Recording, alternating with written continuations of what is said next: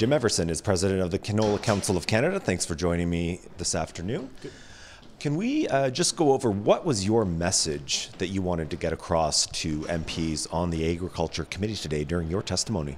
Sure, thank you for your interest. It's a critically important market for us to recover. China takes almost half of the canola seed that's exported from Canada. It's worth $2.7 billion out of an industry that's worth $26 billion. It's a real national industry. So by having that big a market, having a disruption in it, it's just critically important that the industry and government work together to recover that market as quickly as possible.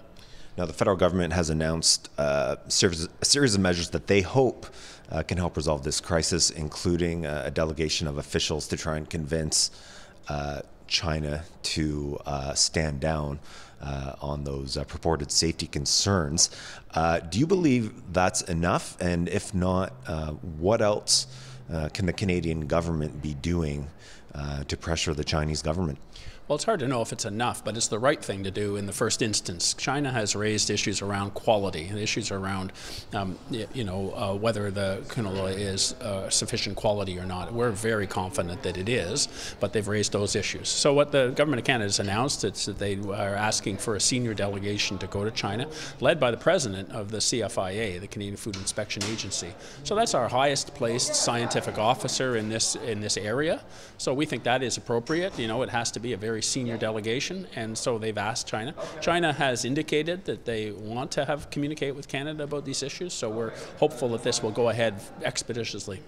Do you see this now as more of a political issue rather than concerns about quality, safety, the technical issues that China has raised? Does this become more of an issue that perhaps the Prime Minister himself or the Foreign Affairs Minister needs to be dealing with at a higher level, or are you confident that this level of communication can bring about a positive result?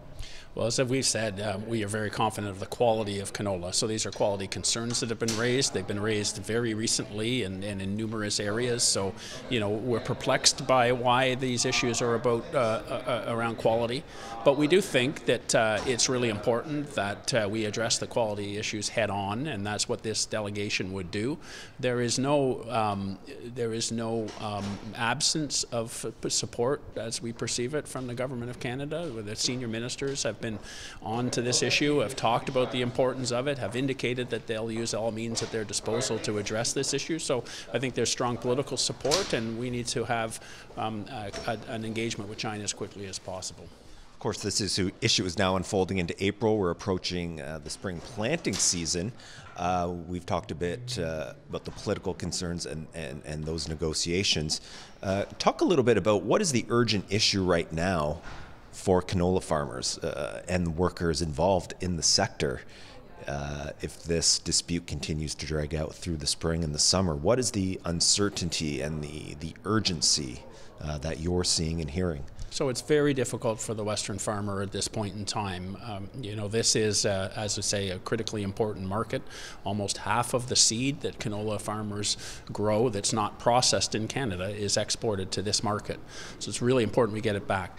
Producers, it won't be unusual for producers to be spending $300,000 to $500,000 putting in this 2019 crop. That's just for the seed and the fertilizer and fuel that they have to put in. They're not using somebody else's money for this. This is their family farm, and they're investing that kind of resource into this. And to see this kind of a market uncertainty while they're putting in that crop is very disturbing for them, especially after we've had some market access challenges in other parts of the world with some other crops that they have as options, with pulses and lentils and peas going to India and durum going to Italy. With those kinds of issues also on the table, this is a very significant issue for the producer.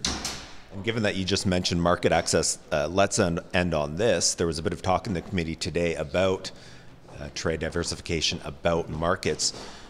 Given how you've mentioned China is such an important market and takes in normally so much canola, kind of walk me through in the medium term, the short term, what can be done in terms of diversifying exports, or is this a situation where you may be looking years down the road if this continues where you have new markets for the product? Well, I think in short term, it's really the companies that are doing that, and they're already doing it. So any short-term measures they can take to increase sales to other markets, they'll be certainly pursuing those given the circumstance with China. I think in diversification, there are avenues for the longer-term look, and one of them I would say is that these issues like being raised here, they're called sanitary and phytosanitary issues. They're about the quality of the canola or the grain and whether it has a possible negative impact on a domestic crop in an importing market and so on. They're very complex. They're science-based, and it takes a combination of economics, science, diplomacy, advocacy, to address these issues. And so I think when you're looking forward as a government, resources for Trade Commissioner service and for CFIA to do really excellent plant science work.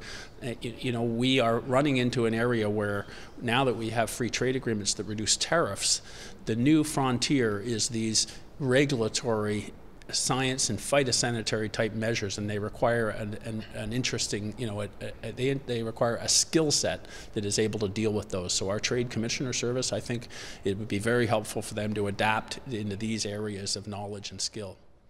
Okay, well, we'll certainly continue to follow developments throughout the spring and throughout planting season. Jim Everson from the Canola Council of Canada, thanks so much for your time today. Thank you very much.